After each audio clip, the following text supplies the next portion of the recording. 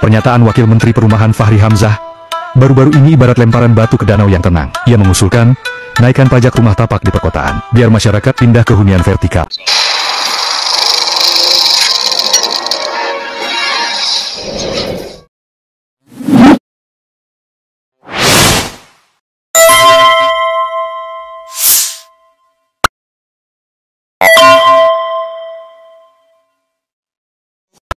Assalamualaikum warahmatullahi wabarakatuh, pemirsa. Ganas juga makhluk ini, ya, Fachri Hamzah maksudnya, ya, yang idenya tampaknya sudah tidak merujuk kepada nilai-nilai kemanusiaan. Jadi seenaknya saja mengusulkan supaya rumah tapak, terutama yang di kota-kota, itu pajaknya dinaikkan setinggi-tingginya, supaya nggak ada yang kuat bayar pajak. Nah, setelah itu, menurut logikanya, nanti mereka akan pindah ke rumah susun. Tuh, ya harusnya Fachri Hamzah ini melihat, ya kan, banyak rumah tapak yang ada di kota-kota itu warisannya orang tua, bukan dia beli, tapi warisan orang tua. Apalagi kalau daerah-daerah Betawi itu banyak yang warisan orang tua. Tetapi mungkin ya Fachri Hamzah ini karena mendapatkan kekuasaannya itu karena menjilat, jadi yang seperti ini tidak menjadi kepekaannya, ya kan? Setelah dia makan durian, ada kasus udang yang dia sudah bolak-balik dipanggil KPK, akhirnya lemah kan kasusnya itu, lenyap maksudnya, ya, dia berlindung di bawah ketiaknya Jokowi. Memang berubah secara dramatik, ya. Tuh, Fachri Hamzah. Dulu orang menyangka ini adalah tokoh reformasi yang pro rakyat. Tetapi setelah ketemu sama Jokowi, mungkin dapat kenikmatan, apalagi partainya kan nggak berfungsi, ya kan? Tapi mungkin karena jilatannya kuat, dia dipakai akhirnya di zaman Prabowo itu. Dan idenya tidak lain adalah untuk menambah kesengsaraan rakyat. Ya, rumah-rumah yang ada di kota-kota itu banyak dari warisan orang tua. Lalu disuruh pindah dengan cara pajaknya ditinggikan sehingga dia tidak kuat bayar pajak, kemudian menjual. Apakah kalau menjual itu langsung laku? Ya, tidak mesti. Apalagi sekarang ini kan banyak orang menjual, tetapi tidak ada duit, nggak bisa, ya kan? Terus orang suruh tinggal, kakek-kakek tinggal di rumah-rumah susun begitu. Wah, ini betul-betul penyiksaan model Fachri Hamzah. Ganas rupanya orang ini, ya. Saya kira kalau orang-orang lulusan dari PKS, dulu ini partainya PKS, itu sudah cukup baik lah. Tetapi ya, itulah masalahnya.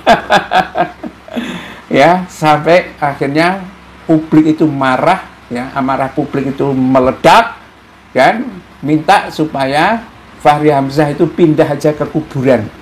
Ya, kalau rumah tapak itu dinaikkan tinggi, ya digantung aja supaya cepat ke kuburan gitu kah? Ya janganlah. Tetapi itulah ya akhirnya ledakan kemarahan publik itu seperti itu. Ini wacana kontroversial dilontarkan oleh Wakil Menteri Perumahan dan Kawasan Permukiman PKP Fachri Hamzah yang memantik reaksi keras dari publik, ya. Politisi yang kini jabat sebagai wamen itu usul pengenaan pajak tinggi untuk rumah tapak yang berada di kawasan perkotaan. Gagasan itu disampaikan sebagai salah satu cara untuk mengatasi kelangkaan lahan dan mendorong rakyat beralih ke hunian vertikal. Ya, menurutnya wilayah perkotaan sudah tidak tersedia lagi lahan kosong untuk membangun rumah tapak baru. Ya, sehingga yang diperlukan adalah yang vertikal dan lain sebagainya. Ya, kalau otak memang tidak sampai, ya kebanyakan rejim ini otaknya sepertinya gak sampai, pemirsa.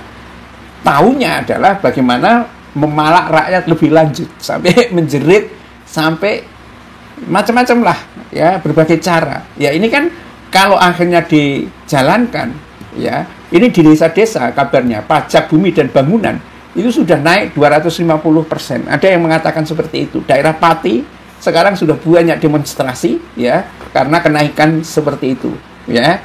Nah, memang akhirnya pendapatan itu tinggi, ya.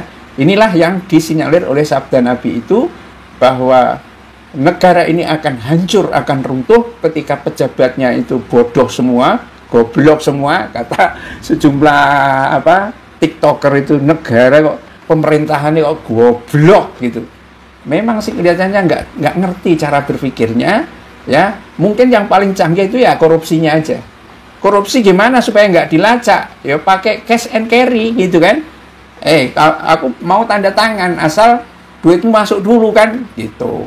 Makanya mungkin rumah-rumahnya pejabat itu ada lantai bawah tanahnya semua. Yang rumah pribadi ya, bukan rumah dinas.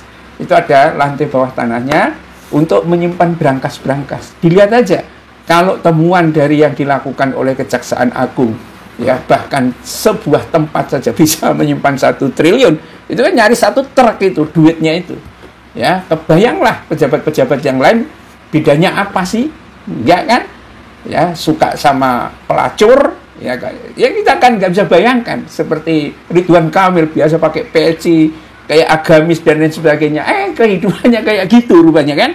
Kebayang yang enggak, yang lain-lain juga akan seperti apa. Nah, akhirnya memang seperti ini pemirsa, negara ini hancur-hancuran. Ya, kalau idenya Fahri Hamzah ini kemudian langsung disambar sama Sri Mulyani, petugas pajak langsung naikkan itu, ya mati aja rakyatnya kan.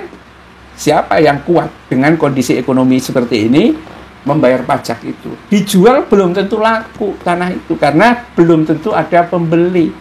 Nah, kalau sudah seperti itu, malah harga kalau semua dijual akan murah lagi. Ya, ini cara-cara yang licik yang dilakukan oleh pejabat negeri ini.